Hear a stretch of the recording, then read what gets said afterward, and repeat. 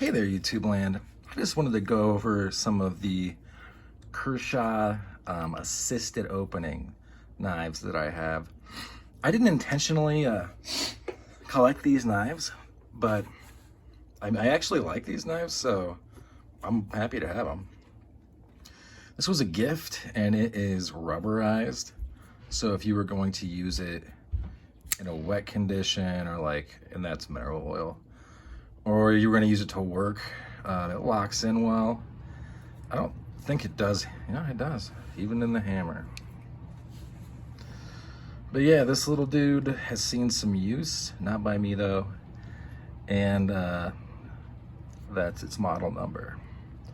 All right, moving right along. This is the Kershaw Fatback.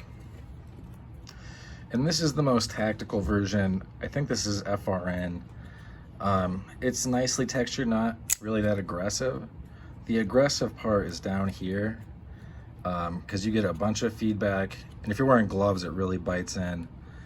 And then you've got a prominent finger choil. This is obviously meant for thrusting. It's got a nice hollow grind. I like it. Pass-through design, obviously. I don't know what kind of steel this is. It's probably nothing great. HCR.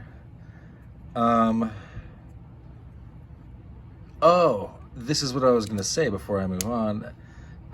The reason this is tactical in my mind is because if I'm wearing gloves, even winter gloves, I mean, you notice how big, especially compared to that one, but I mean, this one doesn't even have a tab. So there's no way to thumb it, but I mean, it is easy to get this thing to deploy. All right, moving along to, we're gonna skip this guy for now and move to the Almar. I think this is the Almar 5.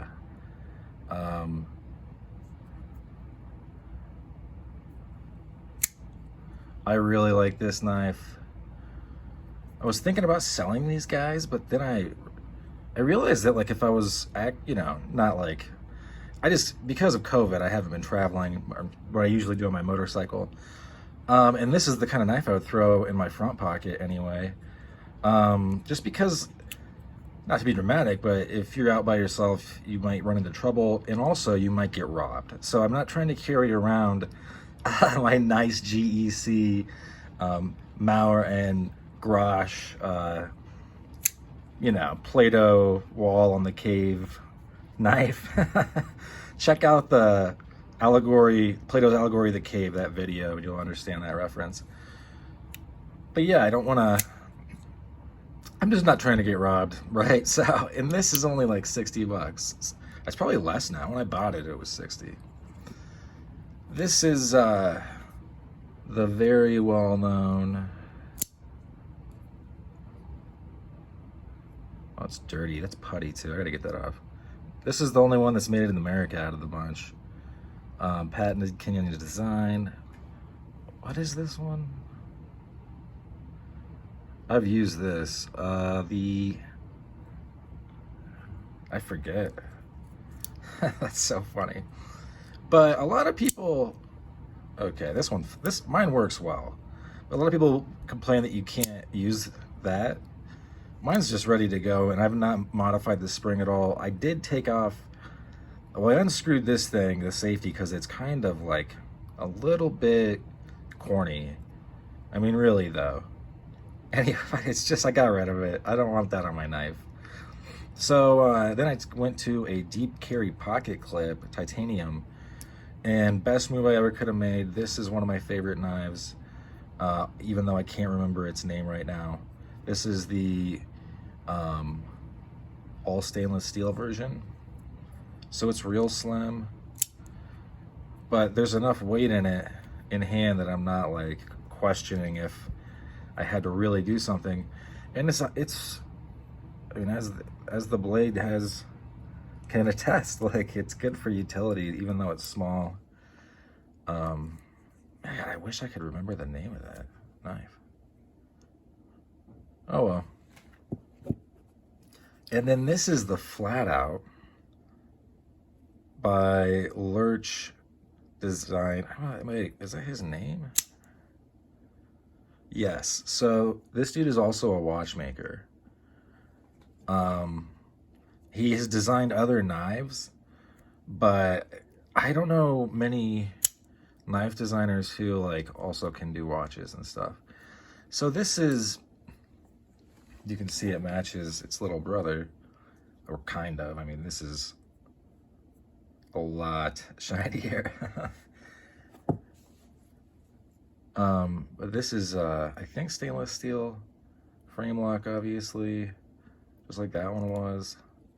This is a Wharncliffe, and it is super pointy. This thing is crazy. I like this thing a lot. It's not even expensive,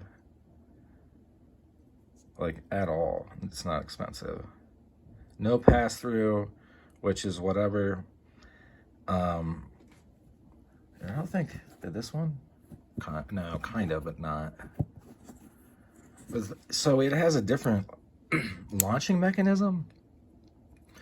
I'm not quite sure how it works, but as you can see, when it's deployed, it is out of battery and forward, and when the knife is retracted, it is in battery, you could say. If you're wondering what those are, they're like terms used in like the order of operations of guns, and you would say like, oh, these things are out of battery because they've been fired and they're just sitting there, right? And they haven't been charged, basically. To use words that are old, but like, I mean, we're still firing volleys. This thing is cool. I like this a lot.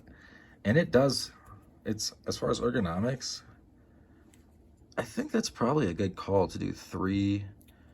I mean, I kind of wish there was another one, but at the same time, like, it does lock up in my hand pretty well.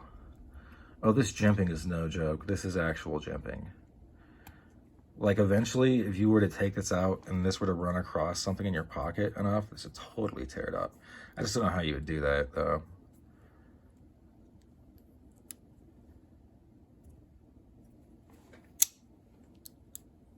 But yeah, these knives are, I think they're cool. And in a group, they look like they're all part of the same family, which is pretty funny. But yeah, that's it.